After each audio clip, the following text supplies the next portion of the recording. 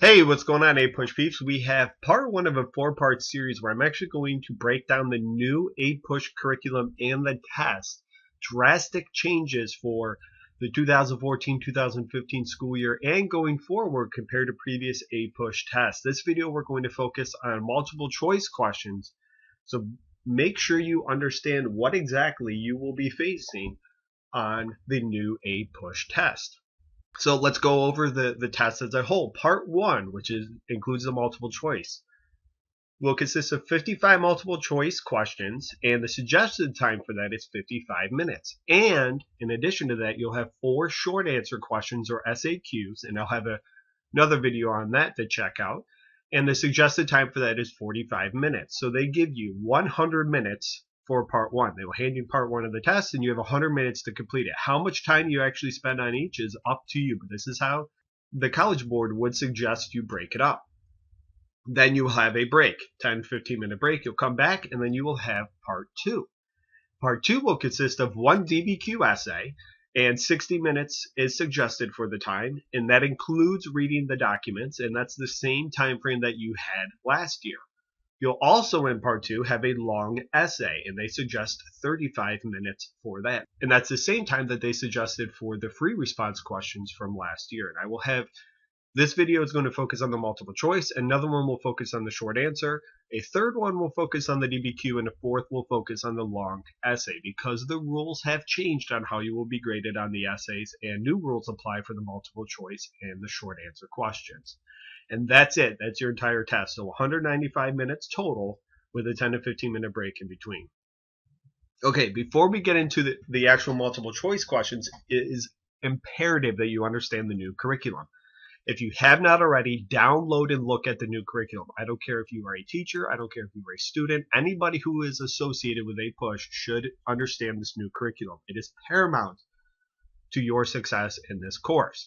And if you need a link, it's right in the description below. You will be assessed on 9 time periods. There are a total of 9 of them: historical thinking skills and themes. And all of these are in the APUSH curriculum. So far, as of today, September 13th, 2014, I have videos completed on time periods 1, 2, and 3, and I have key concept 4.1 done as well. And I will be releasing a new video each week. And well in advance of the new curriculum, you will have all 9 periods done. You must be familiar with the white area of the new curriculum. Now here's a screenshot from page 32 of the curriculum framework. The white area is A, B, C, and D. When you're looking at it in the PDF, or if you print it out, this is written, this is a white background. APUSH expects you to know every single thing written in this white area here. So for example, you are expected to know, and you can be tested on this, that Spanish and Portuguese traders reached West Africa and partnered with some African groups to exploit local resources and recruit slave labor for the Americas. And in my time period videos and my key concept videos, this is what I break down. I actually go over each one of these. And these things that are written in the white areas, those could be answers to multiple choice questions. White areas are the big ideas. That's why I tell my students, know the basics of them and be able to explain the things that are in the gray area. Now, I'll show a pic of the gray area in just a second. It is not required for you to know that specific thing, but you should be familiar with one of the examples for answering short answer questions or writing an essay. And if you have another example that fits in, you're more than welcome to use that as well. So let's look here. We'll look at letter A. Spanish and Portuguese exploration and conquest of the Americas led to widespread deadly epidemics, the emergence of racially mixed populations, and a caste system defined by an intermixture among Spanish settlers, Africans, and Native Americans. Then it says teachers have the flexibility to use examples such as the following: smallpox, mestizo, Zambo. Now I'm looking at this. The main focus that I would have for the widespread deadly epidemics would be smallpox. So I'm going to use that in teaching with my students. And we've talked about the new caste system that developed, especially in Spanish colonies, of mestizo. So my students are familiar with that. You don't need to use those, but in this instance, for me, it makes sense to use that. In other examples, in other time periods, you can use different examples that maybe you are more familiar with. Maybe they're specific to your state. Whatever works best for you. So if you have a short answer question or an essay asking you about how did the Spanish and Portuguese exploration and conquest influence the Americas, then you would be expected to expand on this. So you would be expected to talk about these deadly epidemics. You can use smallpox again, but you're not required to. So the gray area is kind of your opportunity to expand on the white area here and show the readers your knowledge. Another example would be to explain the impact of a new crop or livestock by the Spanish. And if you're looking down here at letter C, the introduction of new crops and livestock by the Spanish had far-reaching effects on native settlements patterns as well as on economic, social, and political development in the Western Hemisphere. If I ask my students to write about the impact of new crops or livestock, they would be able to write about the horse and how it affected the Plains Indians and how it made hunting easier, and then it also increased the destructiveness of warfare amongst Native Americans. They would be able to do that. They're not required to pick the horse, but that's a way that they can explain how livestock and new crops had far-reaching effects on native settlement patterns. So the gray area, again, is your opportunity to explain in detail the white area, or in this case, letter C. That's your ability to demonstrate your knowledge to the AP readers. You are not required to use horses if you don't want to, but you must be able to explain the impact of at least one crop or livestock. Your choice as a student or as a teacher, which one you want to focus on. By the way, I've learned all this from countless reading of different books that I have, different review books, and I attended a 4-day summer institute in the beginning of July 2014, where for 4 days I went to an AP summer institute and was learning about the new curriculum. Okay, let's go over some tips for the multiple choice. Unlike previous multiple choice questions in the past on the old AP tests, all questions will have a prompt. For example, it could be a map, it could be a quote, etc., something like that.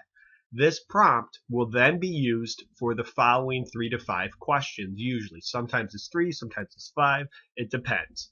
But on average, it'll be for 3 to 5 questions.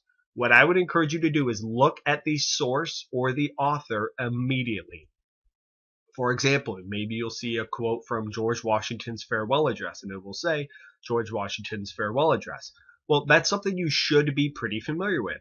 You should already know what the message is on such a popular source. So if you are familiar with the document, one way to save time is to jump immediately to the questions first to see if you can answer them. Then you could go back and read the source if needed. If it's something very popular that you spend time learning about in class, go right to the questions and see if you can answer first.